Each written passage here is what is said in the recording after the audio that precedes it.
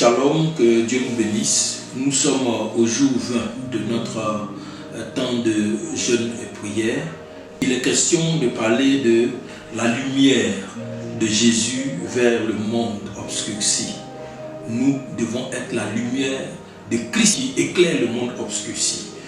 Pour cela, nous voulons lire deux passages. Le premier passage, c'est dans le livre de 1 Pierre 2,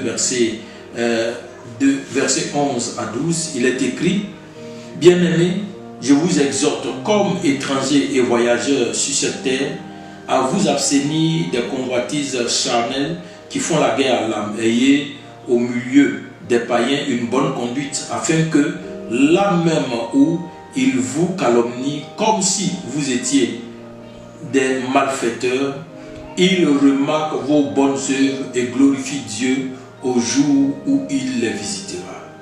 Le deuxième verset, c'est dans le livre de Matthieu chapitre 5, verset 14 à 16. Il est écrit: Vous êtes la lumière du monde. Une ville située sur une montagne ne peut être cachée. Et on n'allume pas une lampe pour la mettre sous le boisseau, mais on la met sur le chandelier. Et elle éclaire tous ceux qui sont dans la maison. Que votre lumière luise ainsi devant les hommes, afin qu'ils voient les bonnes œuvres, vos bonnes œuvres, et qu'ils glorifient votre Père qui est dans les cieux. Quand nous lisons ces deux versets, nous avons une image claire. Notre lumière doit permettre aux gens, aux hommes de ce monde, de glorifier notre Père qui est dans les cieux. Nous sommes censés être la lumière de Dieu qui illumine le monde. Nous sommes censés être ceux-là par qui le monde reconnaît la gloire de Dieu. Frères et sœurs, nous voulons en ce jour 20 donc, de notre jeûne et prière, nous encourager à rechercher cette lumière. Mais comment la rechercher? À la rechercher d'abord par nos comportements. Nos comportements doivent être à l'image des principes divins. Nous devons marcher non selon la chair, non selon les convoitises de ce monde, mais nous devons marcher selon la pensée de Dieu. Nous devons marcher selon la pensée de l'Esprit. En plus de cela, par nos conduites et nos œuvres, nous devons démontrer au monde que nous sommes de nouvelles créatures, mais des créatures nées en Christ pour illuminer ce monde. Que le monde nous voit et que le monde glorifie notre Dieu. Je veux donc t'encourager à prier.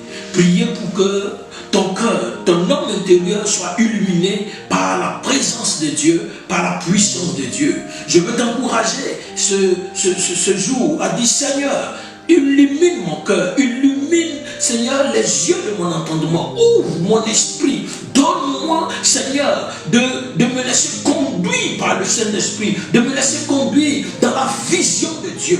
Donne-moi, Seigneur, quelles que soient les circonstances, de permettre, Seigneur, à ta pensée d'illuminer ma vie et ainsi d'atteindre ceux qui sont autour de moi. La deuxième chose que nous devons faire, c'est prier le Seigneur pour que nous soyons des hommes d'action. Mais quel type d'action?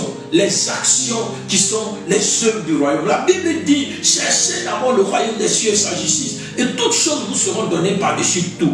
Que le royaume des cieux se ressente dans nos actes de tous les jours. Seigneur, je prie que tu influences ma vie, que tu influences mes actions, Seigneur, que tu influences mes paroles, Seigneur, dans mes actes de tous les jours. Qu'on voit, Seigneur Dieu, ta gloire, qu'on voit la manifestation de ta sainteté dans mes actes de tous les jours, qu'on voit les œuvres bonnes qui viennent de toi. Seigneur, bénis ma vie, Seigneur Dieu, et que je sois une lumière, Seigneur Dieu, pour ma maison, une lumière, Seigneur, pour mes amis, une lumière pour mon entourage, une lumière, Seigneur, pour mon église, mais une lumière pour ma nation, Seigneur, que j'illumine cette nation à cause de Christ qui vient en moi. Shalom, bien-aimé, que Dieu te bénisse et que sa grâce repose sur ta vie au nom de Jésus. Amen.